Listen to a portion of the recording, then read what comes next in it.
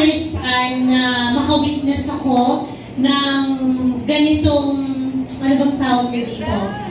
Event ng front row.